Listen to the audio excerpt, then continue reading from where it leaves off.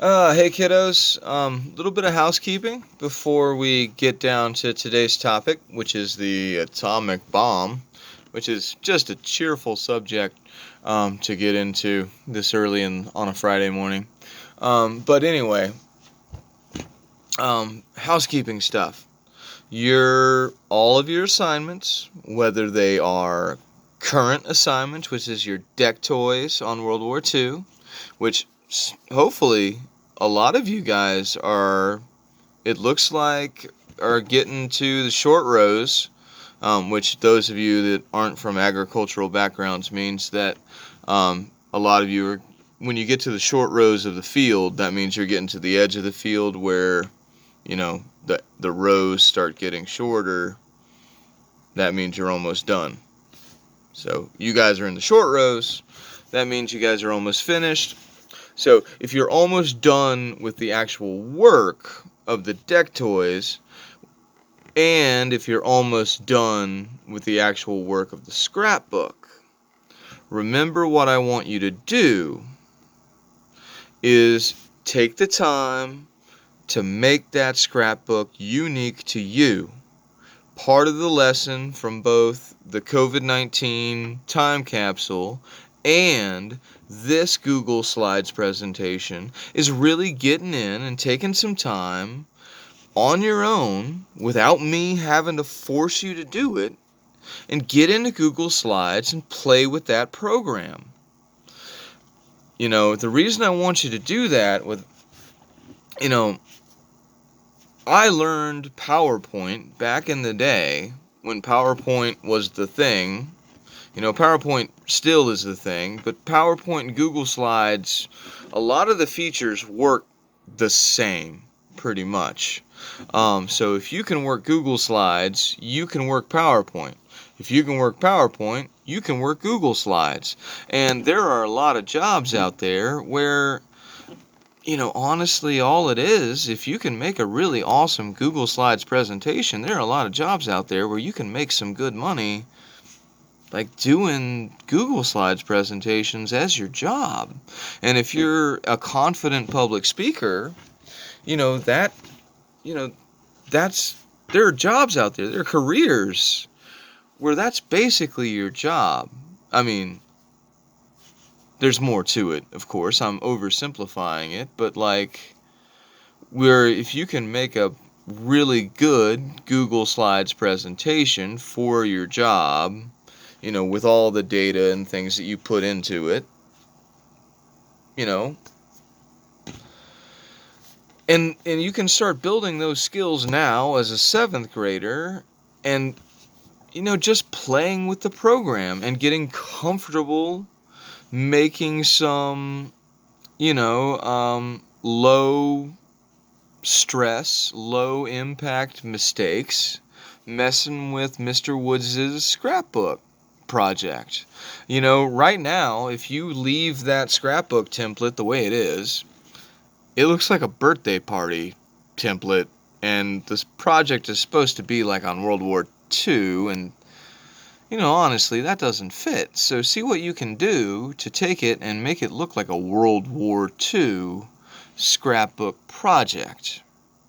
I kind of purposefully went on and found just a generic scrapbook template, and then, added all the things that I thought would be appropriate for a World War II scrapbook, but I still kind of left it a generic looking scrapbook project so that you guys could do your thing with it. That hopefully, you guys will take it to heart and do the thing. Alright, so we're 4 minutes into the video. Let's start talking about the atomic bomb. And really what I want to talk about is why we had to drop it. And why, if you guys know the legend of Pandora's box, the myth of Pandora's box, I really think that is a legend that kind of applies here, because whenever humanity has brought out another big weapon, there's no putting that weapon back into the box, Pandora's box. When and I think Pandora's box was actually a clay jar to start out with. maybe. I'm sure if I put this out there on the wild world of the internet, someone's going to correct me. But I think it was. But, in the legend of Pandora's box, Pandora opens the box or unplugs the jar, and all of the misfortunes of the world, leave the box. And she finally, she closes the lid, but there's no, all of those more misfortunes and all of, the bad luck and calamities that escape the box, there's no putting those back in. And uh, in certain different versions of the story, she's able to close the box or plug the jar, and at the bottom of the jar or at the bottom of the box, there's still hope left in the box, or there's still hope left in the jar. So, the story still has a happy ending. But the reason I tell you that, abbreviated version of the story, I encourage you to go look up the story and read the full thing. But the reason I tell you that story is whenever humanity opens up the Pandora's box of weaponry and comes out with something new, there's no putting that weapon back in the box and say, we're not going to use this weapon anymore. For example, when we invented, gunpowder, when the first cannons came out on the medieval battlefield, and they were shot, at the walls of medieval castles, and they saw the destructive power of those cannons. Those generals, they none of them said, "All right, swords and axes for the rest of eternity. These cannons are pretty not cool novelty, but we're never not going to use these, ever. Yeah, neat. They make big noise." No, they were like, yes, these are the thing that we're going to use, and then, of course, they invented smaller arms, and then they muskets, and, warfare was never the same again. And so here comes the atomic bomb, and let's talk about what led up to the development of this weapon. You can look a little bit more in depth into it. This is, of course, a very abbreviated version of it. I know you guys aren't going to sit here and listen to me as a talking head with my headphones on it, without graphics and like Ed Puzzle-y stuff to make you listen to Mr. Woods. You don't listen to me when you're in the classroom. I'm sure that, some of you are asleep already. Some of you have muted me. That's the thing. I don't even care. Hey, come on. Just through the whole Mr. Woods class experience here, you can just, mute me and we can just pretend that, we're in class, and you turn the volume off. You're not listening to me. Hey, yeah, there. So cool. It's like we're still in the building. Boom, done. But so the Germans were also developing their atomic weapon. I can't remember if the Russians were developing a nuclear weapon as well. I wouldn't put it past them.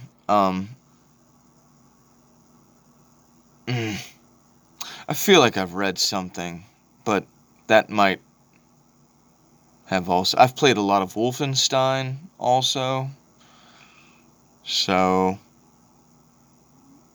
I might have been getting my facts mixed up with video games. So let's just stick with the stuff that I do know for sure. So when it came down to deciding whether or not to drop the atomic bomb on Japan, it really came down to the decision of whether or not we invade Japan in a traditional manner or drop this new, fairly destructive weapon That, we didn't. I'll get to this point in just a second. We really didn't know how destructive. We had done bomb tests, and we had, we dropped them in the desert, and we kind of had some idea how destructive this bomb was going to be. And one of the interesting things about the first bomb tests, when J. Robert Oppenheimer did the first bomb test, he knew it was going to work. Theoretically, he knew it was going to work. One of the scariest things about it is he kind of had an inkling that it may start a chain reaction. Maybe. Okay. I read this in a source. I want to say it was a Mental Floss article. So take this with a giant Mr. Woods grain of salt.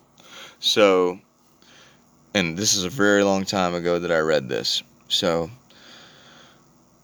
look this up.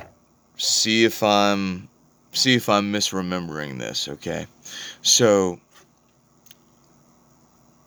it may have started when the way an atomic bomb works is it basically you have to set off an explosion to basically slam a piece of nuclear material into another piece of nuclear material to set off the nuclear split explosion, okay? And when they did that, he didn't know that if that first split was going to start another split, which would have started another split, which would have started another split, so on and so forth, until, all of the available atoms in the vicinity were done splitting. So you might recognize all of the available atoms in the vicinity as all of the available atoms in the vicinity, which is like the entire planet, everything, all of it, us. Well, not us, because we weren't around yet, but grandma, grandpa, great-grandpa, everybody that would have been around to have, generated us eventually. Those people would have been kind of important to have existed and created us. So. And yet, he still hit the button. And then he said a pretty profound quote from a book called the Bhagavad Gita, which is the Hindu holy book, which, let me make sure I got this right. Oh man. Oh no. I had it, and then I have to say it to you, and then it went poof, just like in class. Oh man. I am become death, destroyer of worlds. I think that might not be the exact quote. I am become death, destroyer of worlds. How metal is that quote after the first atomic bomb test? Okay? That is the most metal quote ever. I am become death, destroyer of worlds. J. Robert Oppenheimer, after the first successful atomic bomb test. He didn't know whether that chain reaction was going to stop. So, but anyway, okay. So, after the Allies were done taking Iwo Jima, which was, like I said yesterday, a hornet's nest. If you could put that island through a bandsaw and cut it into a cross-section, it would have looked like a hornet's nest. Our soldiers then had to go take Okinawa, which was one of the most hard-fought battles in American history. Probably won't be topped in a long, long, long, long time. Our military command met and discussed and crunched numbers. And they, based on how hard the fighting was on Iwo Jima and Okinawa, the numbers came back, and based on what they came up with, in just the number of soldiers, like, so not talking about airplanes shot down, not talking about ships sunk, not talking about tanks destroyed, so we're just basically talking about just the loss of life. Oh, great. Got something stuck in my eye. Over 1 million Allied casualties. If we tried to take the mainland islands of Japan, based on how hard the Japanese fought at Iwo Jima and Okinawa, it would have taken over 1 million American, Australian, English, and other Commonwealth troops. So, young men from India, Canada, all over the British Commonwealth. It would have taken over 1 million. And that's not even discussing all of the equipment. And I want to say that was their low estimate. And that was the decision that our command had to make. Do we take 1 million Allied soldiers and try to invade Japan with them? And that's how many we lose. That's not how many it's going to take. That's how many we lose. That's how many men die, is 1 million. We're going to need more than 1 million to take Japan. It's going to take at least 1,000,001 to take Japan. So we either do that, or we use this brand new weapon that can take out an entire city.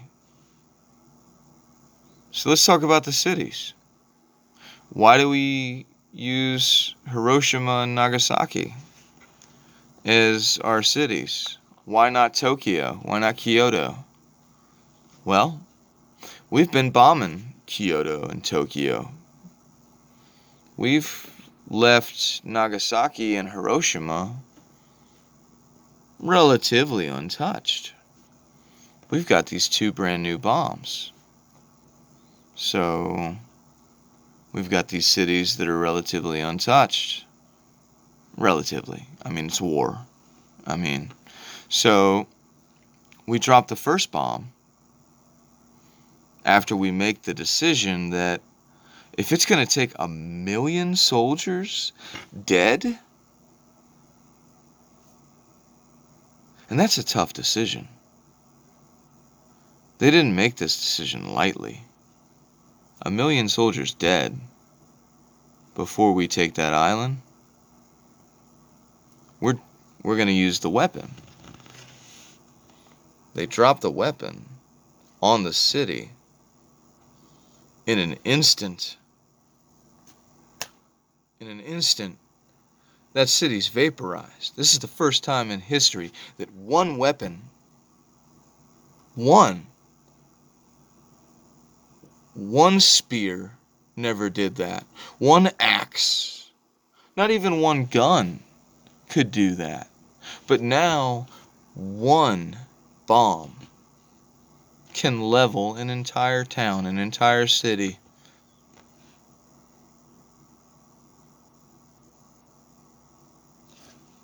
And they still didn't surrender.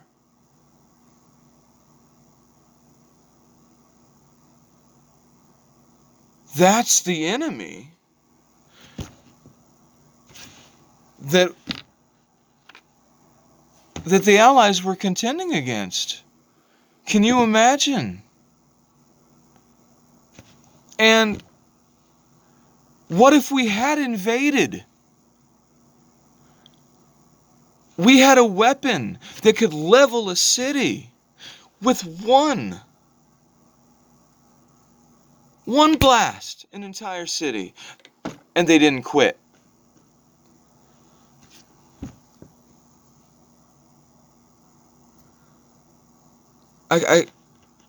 It's hard for me to fathom the warrior spirit. Like, that's, you have to respect that. Like, that's either crazy or commendable or both. You know, I mean, that's defending your homeland to the absolute nth degree. If you don't know what the nth degree is, ask Mr. Hunter. It's a math term. And so we dropped the bomb on basically a pristine city, and we got to see exactly what the result of dropping that bomb would be like. And they still didn't surrender. Thousands of people in an instant dead. And within the next few days, more dead from the radiation and from the burns and from all of the, horrific after effects of this weapon. It's not just the blast with an atomic weapon, it's all of the after effects. And then of the normal bomb stuff. Shrapnel and and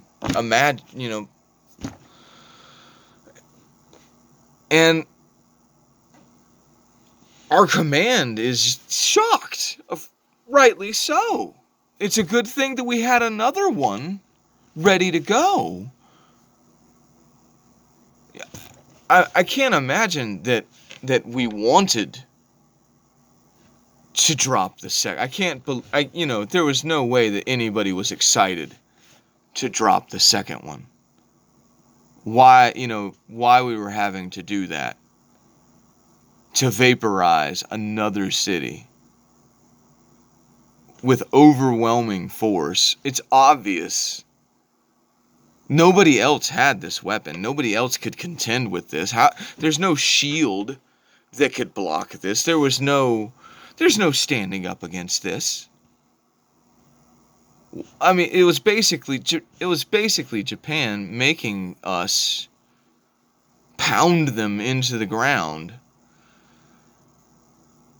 We had beaten them, and they were basically on the ground, beaten, with us standing over them and them telling us to hit them some more and harder.